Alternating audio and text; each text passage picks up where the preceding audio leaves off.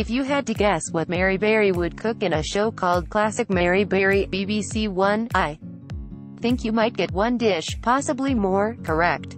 Perhaps not her eggs Benedict Florentine, since it is an amalgamation. Why have one when you can have both together, she asks, reasonably. But you might guess that her breakfast would involve bacon, toasted muffins, English ones, naturally, and poached eggs. It just looks good. She makes the hollandaise look like a breeze.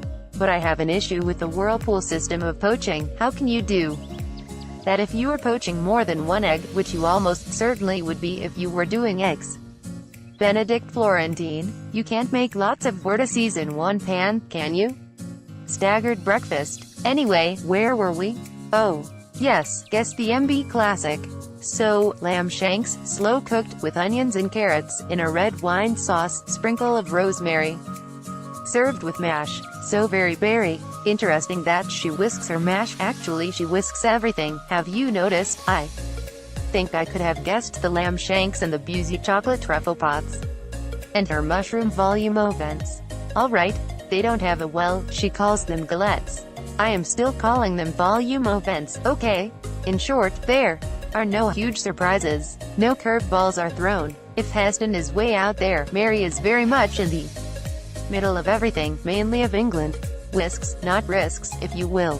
I am sure, if you were to try doing one of her dishes, it would work and be delicious. That's the main point of a cooking show, right? But where is the fun in that? Here it is, in the form of an amiable, handsome young man from Sweden, Nicholas. He is a chef with a Michelin star, Nicholas Ekstedt.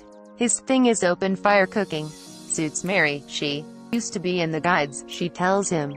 Really, Marie, I had you down as more of a sister gang kind of girl. They used to sing songs around the fire, she tells Nicholas. Jing gang gooly gooly gooly. Gooly whatcha, jing gang goo, jing gang goo. Nicholas slaps a couple of whole celeriacs onto the flames. There you go, fire and vegetable, caveman cooking, he says. Ooh ooh, says Mary. I quite like cooking with a caveman. Yes, Marie, that much is obvious. With this particular caveman, certainly.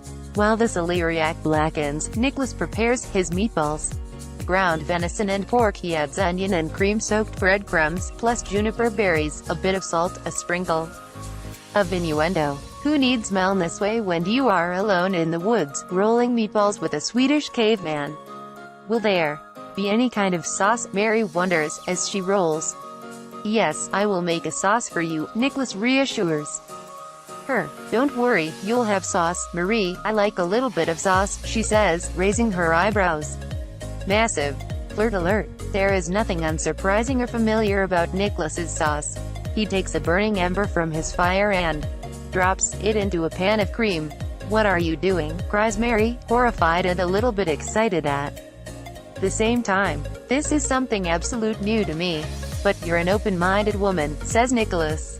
The sauce, which is thickened, miraculously, using a strong Swedish vinegar called Attica, is absolutely delicious, of course. Wow, it might be changing my way of doing things, says Mary. Never too late. Actually, not so late anymore. While Mary has been cooking outdoors and flirting outrageously, another miraculous transformation has taken place. It could be the Attica, the smoker Nicholas, the Swedish fireman, but suddenly the years have been stripped away and Mary is half her age. They go for a stroll in the woods. Nicholas spots a birch tree, the wood he likes to use on his fires. And also these branches like this, these leaves, these are what we use in the sauna, he says, pulling a branch down. To get, you know, to whip each other. That sounds exciting, says Mary. How do you do it then? He shows her. She has a go. It sounds fun, she says, wing him play. I think I'm coming to Sweden. Okay, that's enough fun now. This is pre-watershed. Get a room. Or perhaps a cabin. Or just a cave. Topics: food, TV review, television, Mary Berry food. Share on Twitter, share via email, share on LinkedIn, share on Pinterest, share on Google, share on WhatsApp, share on Messenger. Reuse this content.